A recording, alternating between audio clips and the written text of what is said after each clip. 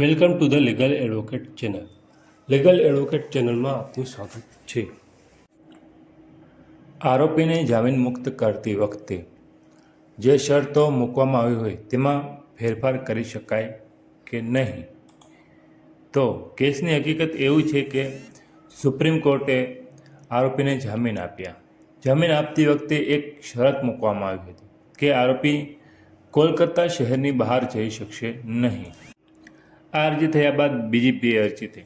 એક આરોપીની અરજી હતી જેમાં આરોપીએ તેને કોલકાતાની બહાર ન જવાની શરત હતી તે દૂર કરવાની જણાવ્યું. બીજો ફરિયાદીએ અરજી કરી કે આરોપીના જે જામીન આપેલ છે તે રદ કરવા માટે જણાવ્યું. નામદાર સુપ્રીમ કોર્ટે બંને અરજીને રદ કરી. કોર્ટે કહ્યું કે જામીન આ શરત સાથે જ આપવામાં આવેલ હતા જેથી આ શરત ટ્રાયલની સુરક્ષા માટે જરૂરી છે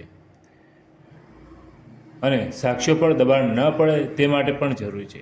ન્યાયિક સંતુલન જાળવવા માટે જરૂરી છે અને પરિસ્થિતિમાં કોઈ મોટો ફેરફાર નથી.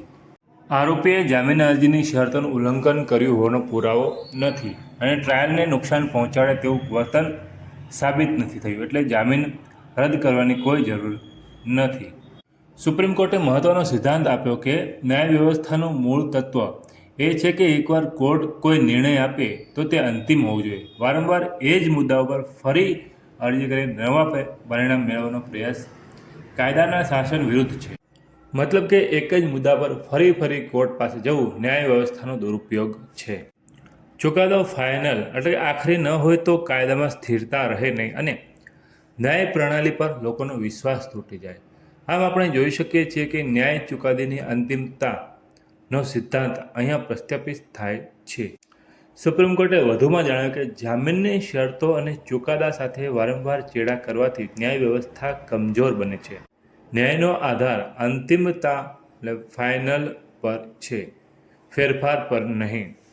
આ ચુકાદો Mohammad Ansur Rahman versus state of West બેંગાલના કેસમાં આપેલ છે. આપણે આવા જ વિડીયો લાવતા રહીશું અને તમને કોઈ પ્રશ્ન હોય તો કમેન્ટમાં જણાવી શકો છો. Thank you. આભાર.